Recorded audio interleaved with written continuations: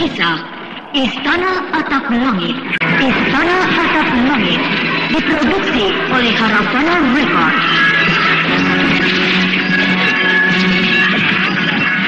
Naskah karya Niki Kostasi. Hiasan musik dan sutradara Indra Mahendra.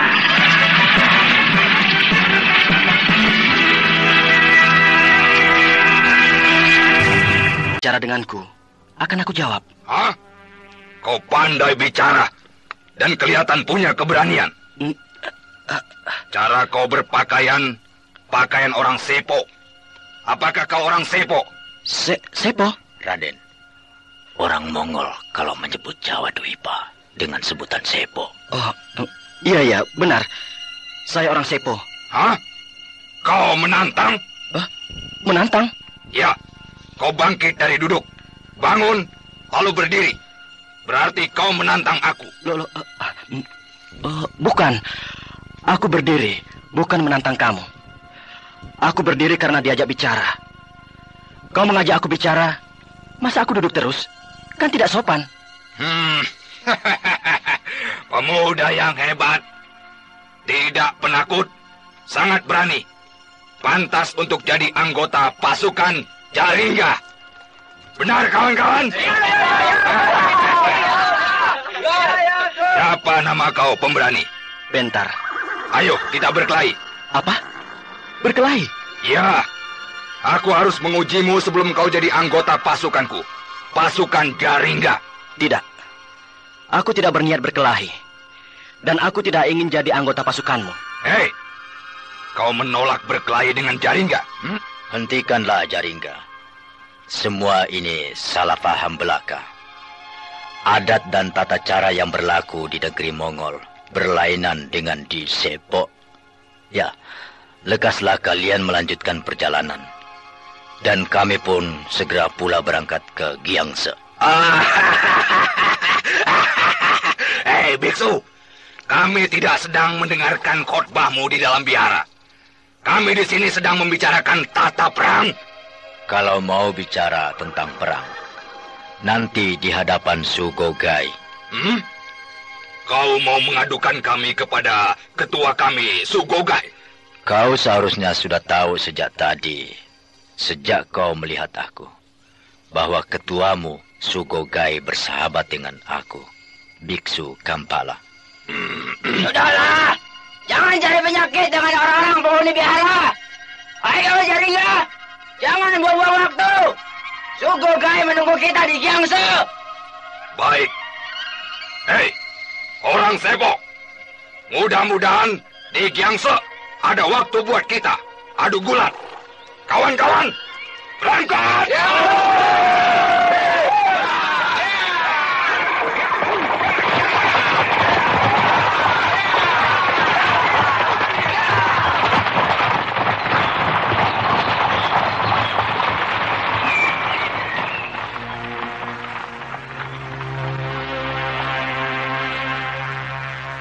Bukankah benar kataku bahwa mereka gampang naik darah? Iya, benar Paman.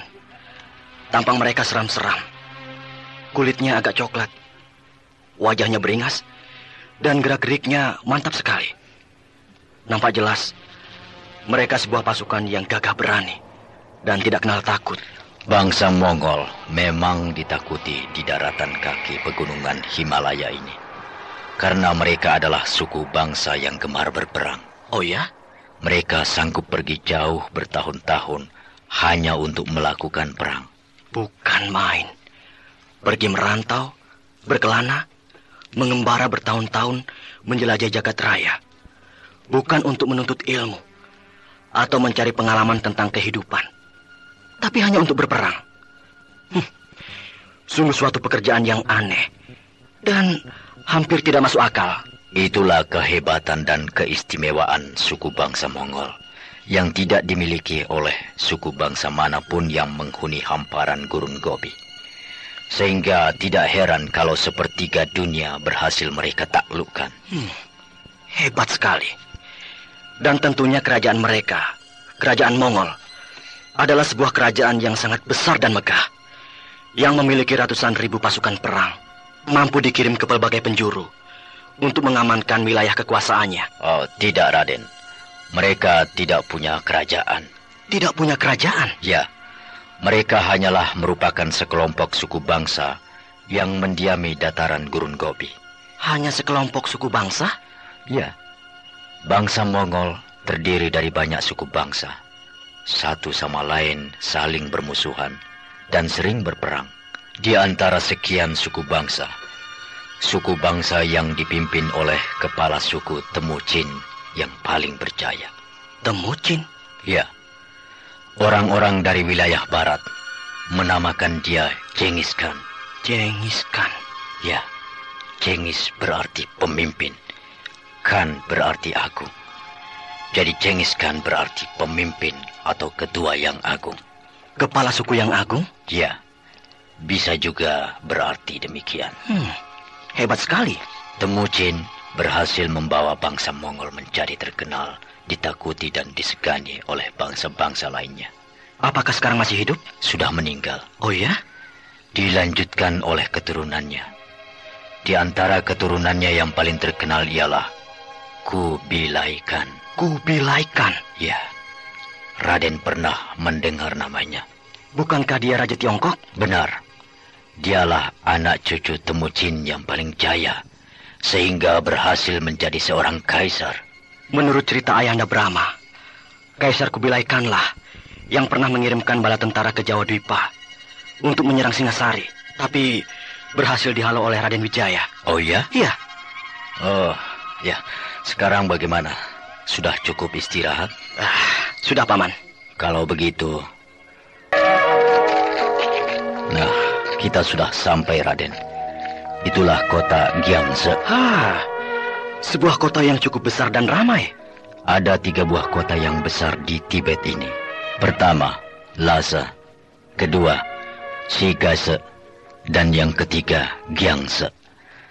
Jadi kota Gyangse itu kota terbesar yang ketiga. Bentuk rumah-rumah penduduk di sini aneh bentuknya. Bentuknya persegi 4. Bukan kayu atau bambu, tapi dibuat dari batu dan tanah liat. Tidak diberi warna lagi, dibiarkan begitu saja. Warna asli batu dan tanah, sehingga kelihatan kotor. Itulah bentuk ciri rumah penduduk di sini, Raden. Iya. Hari mulai gelap. Terpaksa kita harus bermalam di kota Gyangse ini, Raden. Tidak apa, Paman. Malah ada bagusnya.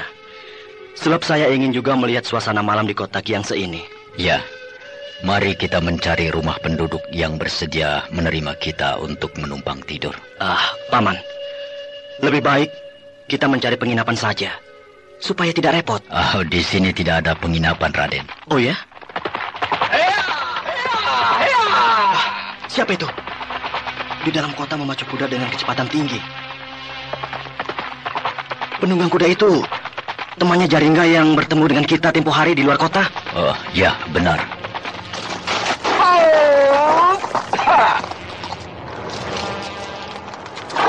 Hai, kau sudah datang, Bahentar? Hah? Bahentar? Iya, nama kau Bahentar, bukan? Namaku Bentar, bukan Bahentar. Ya, sama saja. Wah, kau mabuk. Yang dipegang oleh tangan kirimu itu pasti sebuah guci yang berisi minuman keras. Nanti malam kita tunggu kau di Damiha. Kita bersenang-senang. Haya!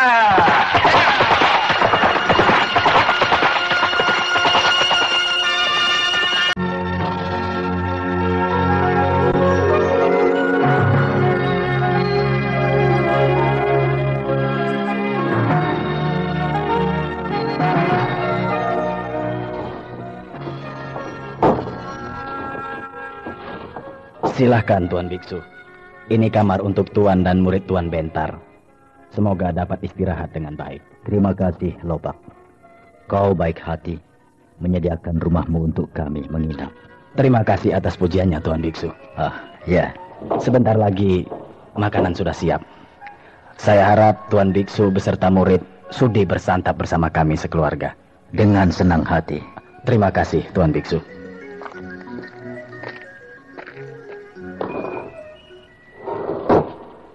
Paman, baik sekali orang itu. Apakah dia sahabat Paman? Ya, dia temanku yang baik. Namanya Bas Lopak, seorang pedagang sayur mayur yang besar di kota Giangse ini. Sehingga dia menjadi orang kaya dan dihormati. Ya, saya lihat keadaan rumahnya ini jauh lebih bagus dari rumah-rumah penduduk di sekitar sini. Bahannya memang sama, dari batu dan tanah liat. Tapi dikerjakan dengan apik, sehingga nampak bersih dan ukurannya besar. Kamarnya juga banyak. Ya, keadaan rumah orang kaya di Tibet seperti beginilah. Besar, lebar, dan kamarnya banyak, serta pekarangannya luas. Paman, tadi dia mengajak kita makan malam bersama-sama keluarganya. Kebiasaan orang sini, kalau mereka menghormati tamunya, selalu diajak makan bersama, beserta seluruh keluarganya. Iya. Tapi mengapa Paman awalnya tidak akan menginap di rumah Tuan Lopak ini? Malah akan mencari rumah penduduk yang lain, meskipun harus bayar. Tuan Lopak, pemilik rumah ini, bekas muridku. Oh ya? Kemudian dia mengundurkan diri karena merasa tidak berbakat untuk menjadi seorang biksu. Selanjutnya dia beralih ke bidang perdagangan dan ternyata berhasil. Iya, Paman. Mungkin bakatnya di bidang dagang. Ya, benar. Tapi kepadaku tidak pernah melupakan. Ya, sikapnya terhadapku tetap baik dan hormat. Bahkan terlalu baik. Sehingga kadang-kadang aku merasa sungkan. Itulah makanya aku tadinya berniat tidak bermalam di rumahnya ini. Tapi karena salah seorang pelayannya melihat kita, ya, maka dia melaporkannya kepada tuannya. Sehingga aku tidak menghindar dari undangannya untuk bermalam di rumah Tuan Lopak ini. Iya.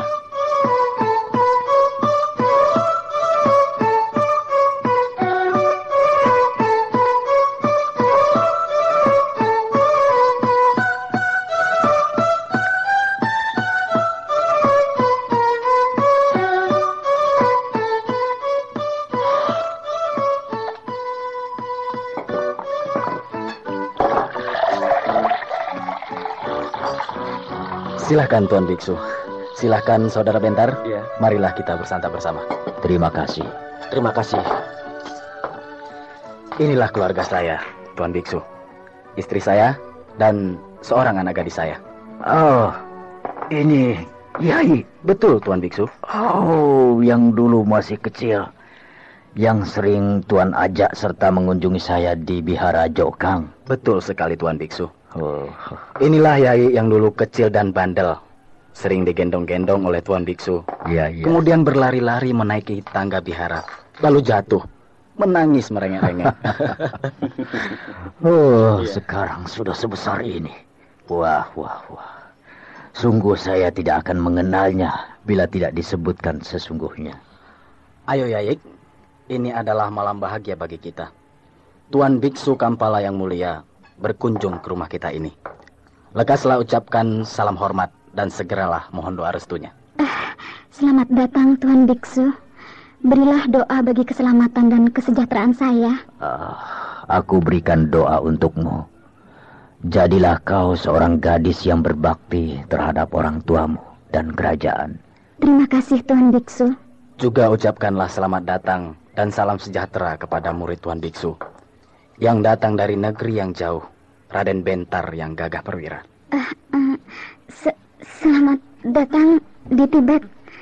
Salam sejahtera untuk Tuan yang datang dari negeri yang jauh. Terima kasih Tuan Putri Yaik. Salam sejahtera pula bagi Tuan Putri sekeluarga. Terima kasih. Istriku, kau juga ucapkan salam sejahtera. Sebab Raden Bentar seorang pemuda yang pemberani, tidak takut menyeberangi lautan, jauh-jauh datang untuk menuntut ilmu. Patutlah kita memberikan pujian padanya. Salam sejahtera, Tuan muda dari negeri Jawa Dwipa. Selamat datang di negeri kami Tibet.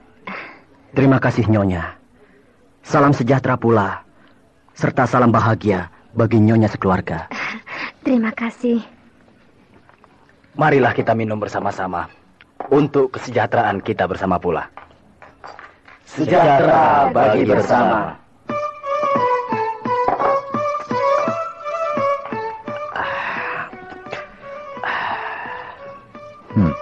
Kenapa, Bentar? Minuman apa ini, Paman? Apakah minuman itu membuat Tuan Muda tidak berkenan? Tidak. Enak. Tapi rasanya agak aneh. Ya, berkali ini saya merasakan minuman seperti ini. Inilah minuman asli ciri negeri Tibet, Tuan Muda. Teh dicampur mentega dan garam. Ya, pantas berminyak dan rasanya asin. Sekali meneguk minuman ciri Tibet, maka pasti akan ketagihan.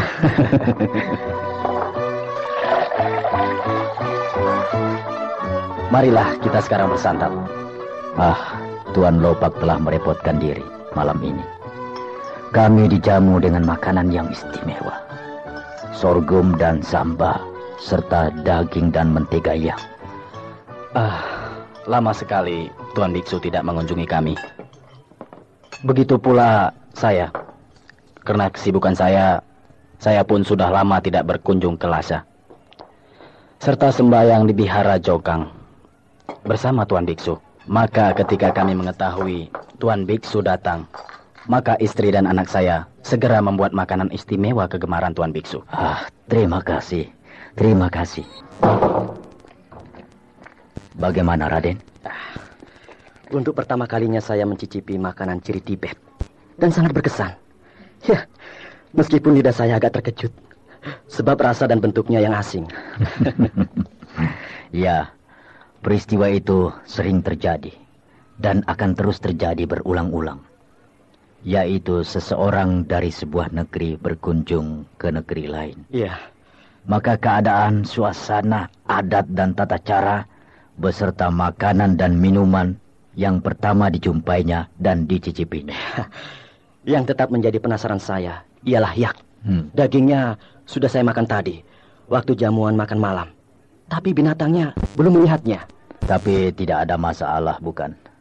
Apakah yang pertama-tama merasakan makan dagingnya, kemudian melihat bentuk binatangnya? Atau sebaliknya, melihat binatangnya dulu, baru makan dagingnya? Iya. Paman, suara apa itu? Itulah suara dari Damiha. Kalau begitu, pesta kegembiraan sudah dimulai. Sebenarnya bukan pesta. Sebab hampir setiap malam di Damiha, kedai minum terbesar di kota ini, selalu dalam suasana yang meriah. Sorak-sorai gegap gempita. Apalagi malam ini. Sebab ada satu pasukan Mongol yang minum-minum di sana. Paman, si Kudai, prajurit Mongol yang menunggang kuda sambil mabuk itu, tentu sudah berada di sana. Ya. Dan sedang menunggu saya. Sebab dia telah mengundang saya untuk mengunjungi Damiha. Ya. Sinting benar dia itu. Menunggang kuda dalam keadaan mabuk, berpacu dalam kecepatan tinggi di dalam kota. Orang-orang sampai berlari-lari, minggir, takut ditabrak kudanya. Perang dan mabuk sudah menyatu pada setiap prajurit bala tentara Mongol. Kemana mereka pergi, selalu terselip guci kecil berisi minuman keras di pinggangnya. Bahkan di dalam pertempuran, mereka sempat minum dan tidak jarang mereka bertempur sambil mabuk. Sehingga ada pepatah yang mengatakan, orang Mongol mati memeluk pedang dan arak. Arak? Ya, arak adalah minuman keras kegemaran orang Mongol. Paman Biksu. Ya. Saya ingin sekali melihat orang-orang Mongol yang sedang berpesta minum arak itu. Bukan maksud saya ingin ikut-ikutan gila, mabuk-mabukan. Tapi saya sekedar mencari pengalaman, menyelami kehidupan bangsa lain sebagai bahan perbandingan. Saya mengerti. Dan saya percaya kepada Raden. Ya, berangkatlah. Terima kasih, Paman Biksu.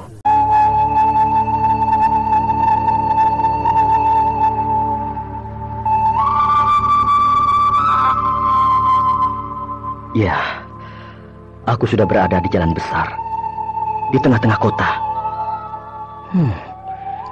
Keadaan dan suasana kota Kiangse ini di waktu malam hari seperti ini. tidak terlalu ramai seperti kalau di waktu siang.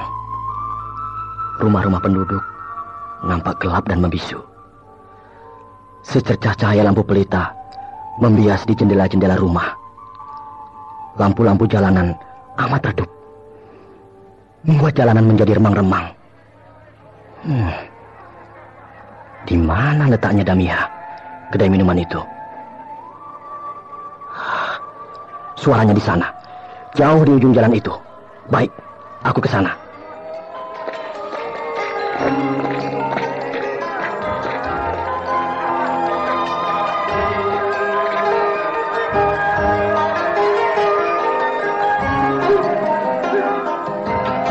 Nah, itu dia.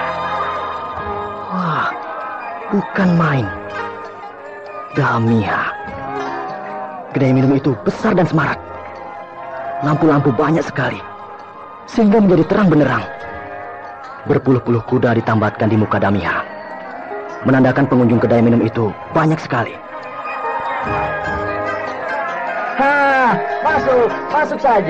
Masuk saja anak muda. Jangan ragu, di dalam banyak arak. Iya. Minta apa? Kering. Kalau mau beli minuman, nih, aku beri kau uang. Terima kasih ya. Ini uang apa? Ya, uang ringgit. Ringgit. Oh, kenapa aku tolong? Uang ringgit tidak berlaku di negeri Tibet ini. Aku lupa menukarkannya tadi siang di bendahara pasar. Tidak usah gusar, Tuan Muda. Di dalam juga ada penukaran.